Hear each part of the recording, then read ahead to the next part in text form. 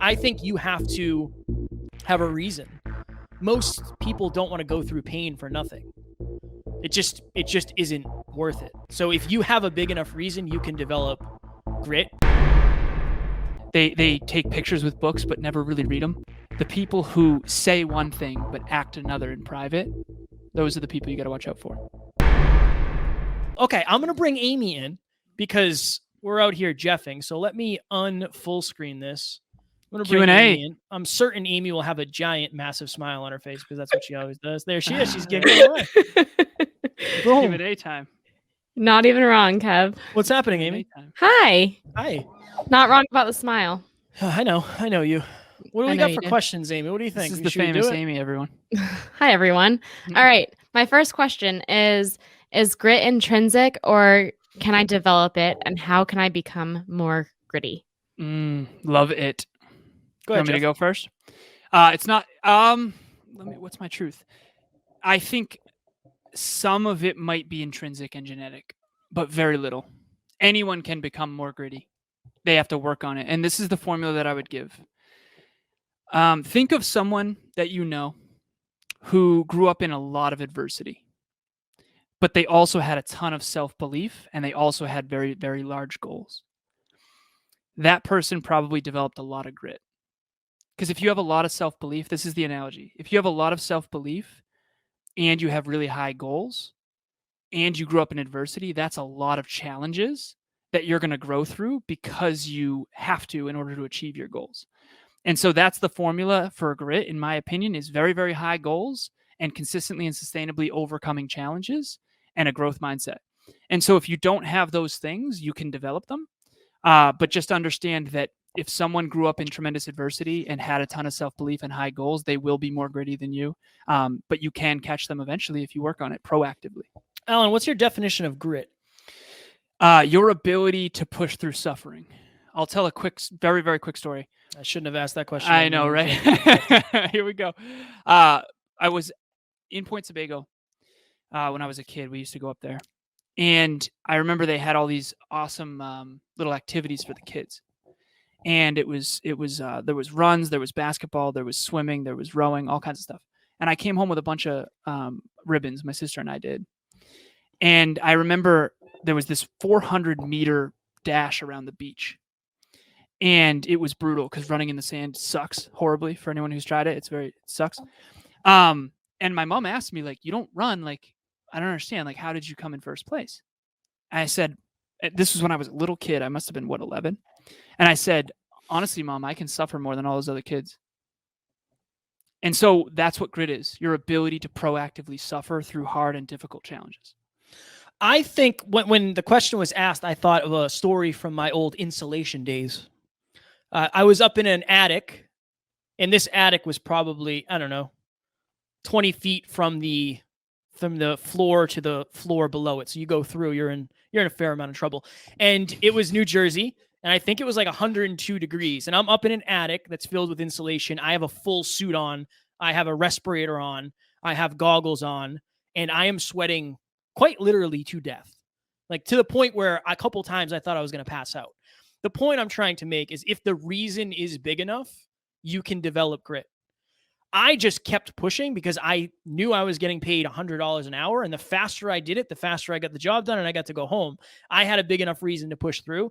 I think you have to have a reason. Most people don't want to go through pain for nothing. It just isn't worth it. So if you have a big enough reason, you can develop grit.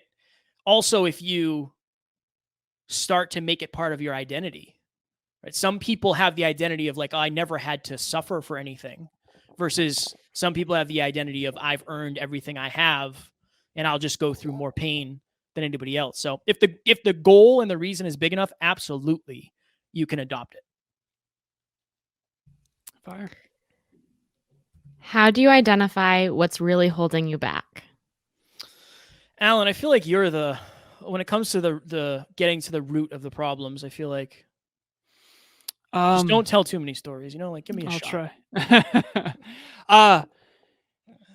So I have a diagnostic that I take my clients through that Christina actually made an amazing digital asset of it. It's a Shout out to pyramid Christina, the best digital designer asset in the world, ever, asset creator. graphic designer. She did this background too on StreamYard, right? Mhm. She did Yep. that. Yeah, thank you, Christina. So it's basically a pyramid, and it's called the Pyramid of Fulfillment, and it goes through all the facets of how to be the most fulfilled version of yourself, which is basically how do you maximize your potential and greatest level of contribution. I think that in order to identify the root cause of what's holding you back, you have to understand the human condition. You have to understand how it works. So Kevin's car is messed up right now. That's why we're virtual, actually. Not ideal. He doesn't know enough about cars to figure out what happened or what's wrong, so he goes to a mechanic. That's because the mechanic understands cars at a deeper level. And so you have to understand yourself at a deeper level. And I know that's not the answer whoever asked this really wants, but you have to study yourself. You have to study human beings. You have to study the human condition. You have to study how life is set up.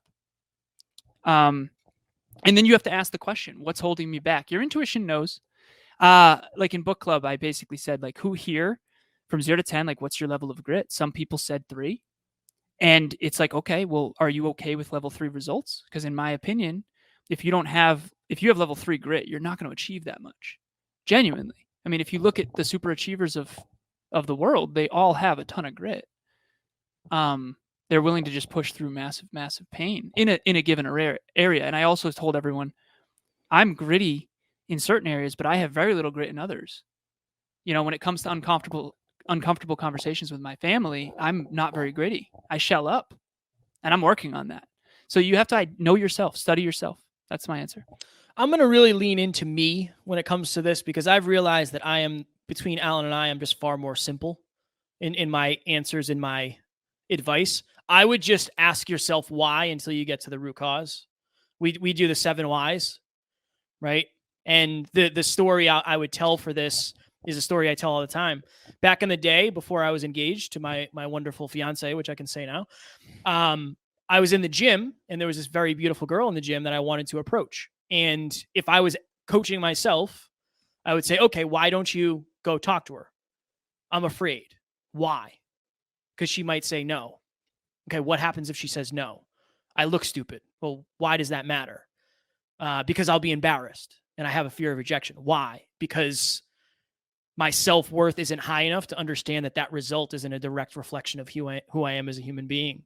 Okay, and kind of just keep digging there. And then I also probably would dig into your past of like, why does that matter? Because this person left me when I was young, and it left a little hole in my heart. So I would just say why. Keep asking yourself why until you hit oil. You're not as simple as you thought, brother. That's fire. Well, I try to Strong make it. work. I try to make it simple, you know. Yeah, But thank you. Fire. Thank you. That was I appreciate excellent. it. Excellent. It gave me plenty of time to talk about it while you were going. Yeah. That's why I let you go first. To think about it, you mean? Yeah. Hell yeah. What are some simple ways I can build up my self-discipline and momentum so I can start to gain enough confidence to do the things I've been putting off? That's a hard one. It's hard because self-discipline to do things that sucks is just not easy. I think you have to understand the benefit of doing it, number one. And what I would also say is start giving yourselves credit. So like, do the easiest thing and then give yourself credit for it. Then do something a little bit more difficult that requires a little bit more discipline, and then give yourself credit for it. And then just keep on working up. And then I would also say create some sort of necessity. Like, again, if you don't want to do something and you don't have a reason to do it, you most likely won't. So the reason has to be big enough for the action. So if you struggle with discipline, find an accountability partner. Say it publicly.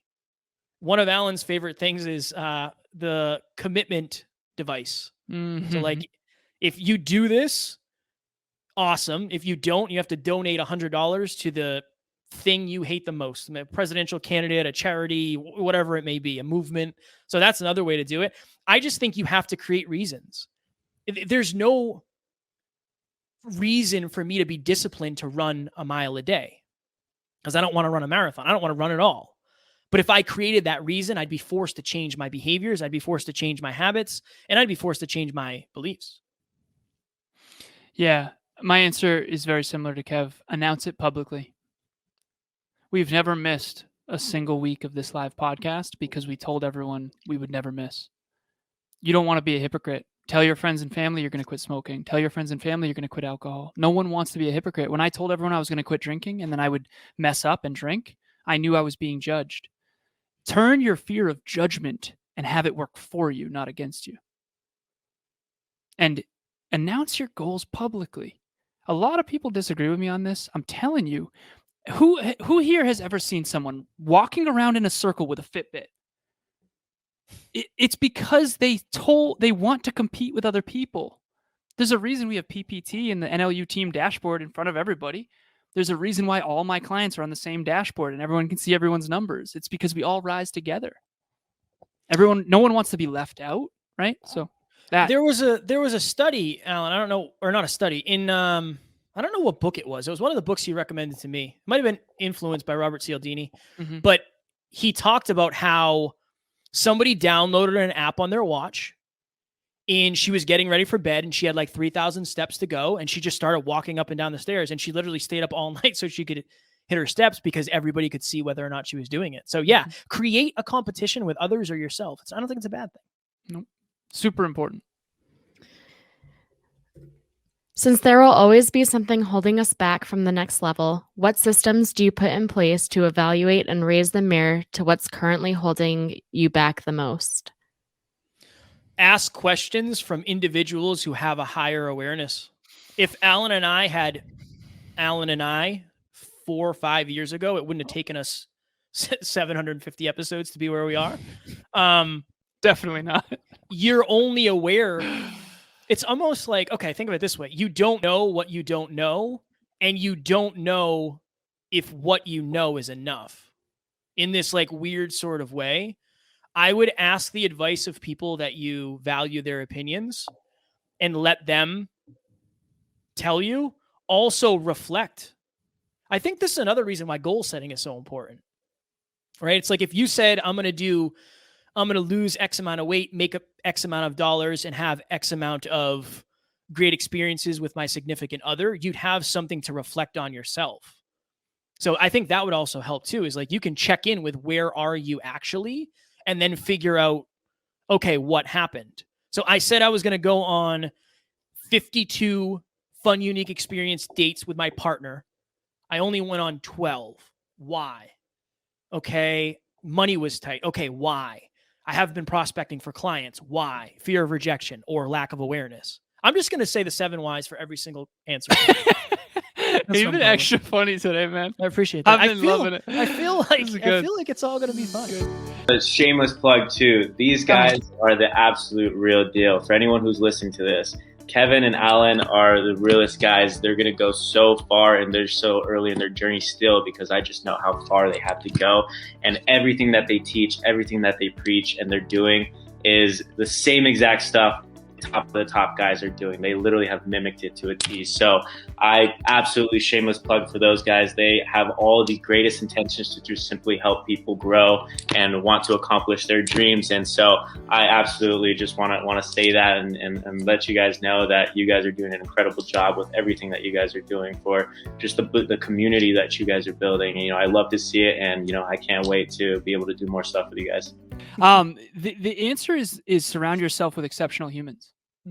That's all the feedback you're ever going to need. I go to the gym with my fitness coach, and I'm telling you, I feel weak, and the feedback is so big, right? He can lift with his biceps more than I bench at times, and it's important to put yourself in the pressure cooker. We were with a mentor for a full month who literally made more money than us in 1 week than we did all year. I know that sounds harsh, but there's no way we'd be here if we didn't put ourselves in those situations. I'll tell a quick story. I'm in the gym with one of my mentors who has been the CEO of several billion-dollar tech companies. So this guy knows his stuff when it comes to business, but when it comes to fitness, he does not. So he's getting help from me in fitness. I'm getting help from him in business. Awesome.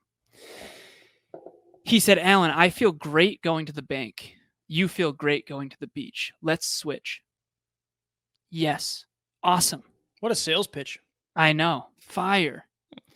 This was, what systems do you put in place to evaluate and raise the mirrors to what's currently holding you back the most? Put yourself around exceptional people. Trust me, there's more than enough mirrors. The mirrors will be there every single day. You think you're hardworking. Trust me, you're not until you walk in a day of David Meltzer. You think you're consistent until your coach is Evan Carmichael and he's done 3 videos a day every day for the last 12 years on YouTube. He literally, we were doing 2 episodes a week. He's like, you guys are like, come on, 2 episodes a week? What are you joking? You guys got to create more content. Here we are at 7 episodes a week and we finally have his approval. No, I'm kidding. Maybe. But the point is you got to get around exceptional people. That's all the mirrors you'll ever need. What are key indicators to look out for that someone is holding you back? Oh my goodness. On a scale of 1 to 10, how authentically you can you be when you're around this person? Number 1. Number 2, I used to have somebody in my life who every time I would come up with an idea, they'd give me 15 reasons why not to do it and 0 reasons why to do it. That's number 2.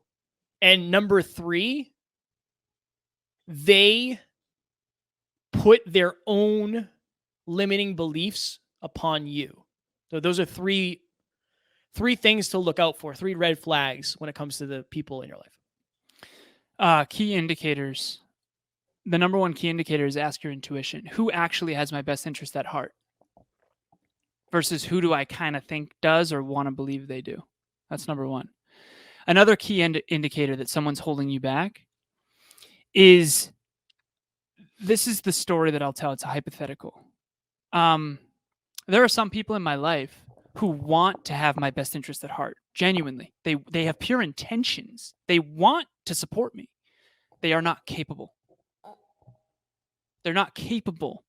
So that mentor I told you about, what he's taught me in business, to be completely transparent, with love, Kev, he's taught me things you can't teach me because you don't know them. For sure. And so it's not just, do they have your best interest at heart? Yes, that's step 1. But are they capable of supporting you?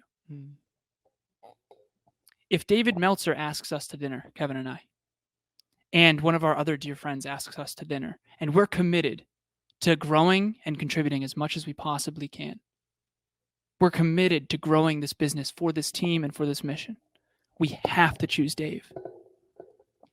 Okay? There are people out there who do want to support you, but because of their fears and insecurities and limiting beliefs, maybe they can't. And so that's a key indicator, is their own results in their own life. That's the indicator I would look at. Are they saying one thing but acting another? That's the key. Are they saying, yeah, absolutely, fitness, love it, yet they never end up going to the gym? They're never actually doing it, right? They take pictures with books but never really read them. The people who say one thing but act another in private, those are the people you got to watch out for. Last question, Alan. We have to hammer this in a minute each. Got it. Kevin, this question is for you. Ah, classic. How did you build your belief in yourself when your awareness was not as high? Honestly, again, extreme humility. I have to credit Alan. I think that I am blessed because I've had a mentor since the very beginning, and I think the people around me have seen more potential in me than I've seen in myself. Genuinely. And Taryn said the same thing. I knew Taryn before I was hyper-conscious, next level Kevin, and she said, like, you've always been great. You just didn't believe it. It's like, well, I appreciate that. And I definitely shed a tear when she said that. I think you have to surround yourself. You have to borrow belief long enough to prove that you have more than you realize. That's just genuinely it. Like, real talk, I would have quit. I would have quit by now. I almost quit after, real quick story, since Alan doesn't have to go. I had the opportunity to interview. I had a dream interview. Like, I think it was like 7 or 8 episodes in, and I was on the road doing my installation job. No idea what I was doing. And this person that I got to interview is a professional mixed martial arts fighter. For those of you watching, you know I love fighting. I love watching it. I'm a huge fan of combat sports. And he's also like a really, really impactful philanthropist. So he goes to the jungles of the Congo and builds water wells for pygmy villages. Like the nicest dude. He's a massive heavyweight fighter, giant beard, lots of hair. His name's Justin Wren. I got the opportunity to interview him, and the interview went awesome. 10 out of 10. It was amazing. I listened to the audio, and it was the worst thing I've ever heard in my entire life. It sounded like we were talking through a crinkled bag of chips. And I remember messaging Alan and saying, hey, man, like, I can't use this at all. If it wasn't for somebody being in my corner who had belief, I probably would have quit then. I wouldn't be 750 episodes in. So other than giving Alan all the credit, long story is you have to find people in your life that believe in you. I think naturally, if you don't believe in yourself, you attract people who don't believe in themselves. Genuinely. So you have to go through the people in your life and figure out which ones instill belief in you. That's genuinely it. I have to say one thing and then we'll go. Not only if you don't believe in yourself, will you naturally attract other people who don't believe in themselves, you'll actually think that people who do believe in themselves are arrogant. True. And you'll repel the people who really do. That mentor I told you about, CEO of many billion-dollar tech companies, you would think he's arrogant. What if he's just right? What if he is that good? I believe he is. I've had people tell me behind the scenes, Alan, you're not arrogant. If anything, you got to dial that up. You're actually more valuable than you let on. But they just aren't aware of it. You just appear arrogant to insecure people. And so Kevin had the humility to know that he didn't know, and to hang on long enough to build the belief for himself. And the truth of the matter is that if you don't believe in yourself, you probably think other people who do are arrogant. They're not. Some of them are. So be careful. Some of them are. But like you gotta get around it. You gotta get around it. Last thing too, because I feel like that's probably a question I'm going to get more and more. And I don't want, like, go find an Alan probably isn't a great answer. You have to, maybe you don't have a level 10 belief, but what do you have a level 10? Like, what attribute do you have that's unique to you? I'm willing to grind my face off. I'm willing to go through unreasonable amounts of pain. That's something I have that I traded with Alan of like, hey man, I don't really know how successful I'm going to be, but like, I will work my face off. Like, I'll outwork everybody. I promise. Like, whatever it takes. And also, like, it's going to take 7 years. Like, whatever. I'll do that too. Like, it is what it is. So if you want to get somebody like that in your life, you have to lean into what your greatness is. Like, I still don't believe in myself 10 out of 10, but I'm just willing to show up. That's my advice. Show up. Regardless of the outcome, show up again better next time. If you do that, I guarantee you'll get further than you believe you will. You have to separate the result from you as a human being and be focused on growth. What did I do well? What did I not do well? What can I do better? And last thing, this is the formula for success. You like that? Mm-hmm. Do it. Do it consistently. Do it better consistently. Do it better consistently forever. And then there you go. You'll end up 725, 45, however many episodes we are, Jeffing across the world. Very funny today. I appreciate it. It's because the chocolate chips. I had a handful of chocolate chips before this to get my insulin spike. Ladies and gentlemen, Amy, thank you so very much, as always. Ladies and gentlemen of Next Level Nation, thank you for the questions. We appreciate you. Again, Alan and I are very blessed that we get to do this for a living. It's because we do have the best people in the world listening to this podcast. Like, we get to do it because we do not have fans. We have family. If you're looking for coaching, Alan and I both have one-on-one spots. I'm leaning 1,000% into podcasting. I love podcasting. This has changed my life in every single way, and I know it can for you. We all have a unique message. We all have something that we've been through that nobody else has, but we don't all give it a voice. So allow your podcast to do that for you.